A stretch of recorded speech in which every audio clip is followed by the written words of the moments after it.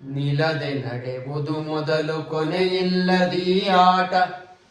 ಕಳೆಯುವುದರಲ್ಲಿ ನಮ್ಮ ಜನುಮ ಜನುಮಗಳು. ಗೆಲುವಾರ್ಗು ಸೋಲಾರ್ಗು ಲೆಕ್ಕ ನೋಡುವುದೆಂದು. ಫಲವು ಬರಿಯಾಟವೆಲು ಮಂಕುತಿಮ್ಮ.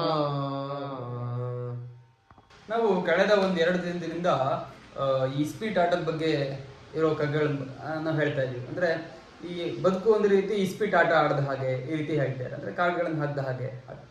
ಈ ಆಟ ಉದಾಹರಣೆ ನಮಗೆ ಗೊತ್ತಿದೆ, ಅದು ಸುಮಾರು ಒಂದಿಷ್ಟು ಸುತ್ತುಗಳು ಅಂತಿರುತ್ತೆ, ನಿಶ್ಚಿತವಾದ ಸುತ್ತುಗಳಿರುತ್ತೆ. ಆದ್ರೆ ಈ ನಮ್ಮ ಜೀವನದ ಆಟಕ್ಕಿದೆಯಲ್ಲ, ಇದಕ್ಕೆ ನಿಶ್ಚಿತವಾದ ಸುತ್ತು ಅಂತ ಇಲ್ಲ, ಮತ್ತೆ ಇದರಲ್ಲಿ ಗೆಲುವು ಯಾರ್ದು ಸೋಲು ಯಾರ್ದು ನೋಡಕ್ಕೆ ಸಮಯನೇ ಇಲ್ಲ ಅಂತ ಹೇಳ್ತಾರೆ. ಯಾಕಂದ್ರೆ ಈ ಒಂದು ಆಟ ಇದೆಯಲ್ಲ, ಇದು ಜನ್ಮ ಜನ್ಮಾಂತರದಿಂದ ನಡೀತಾನೆ ಇರುತ್ತೆ, ನಿಲ್ಲೋದೇ ಇಲ್ಲ ಈ ಆಟ. ನಿಲ್ಬೇಕಂದ್ರೆ ಕೊನೆಗೆ ಮೋಕ್ಷ ಅಷ್ಟೇ. ಅಂದ್ರೆ ಅಷ್ಟು ಆ ರೀತಿ ನಿಲ್ಲದೆ ನಡೀತಿರೋ ಆಟ ಇದೆ.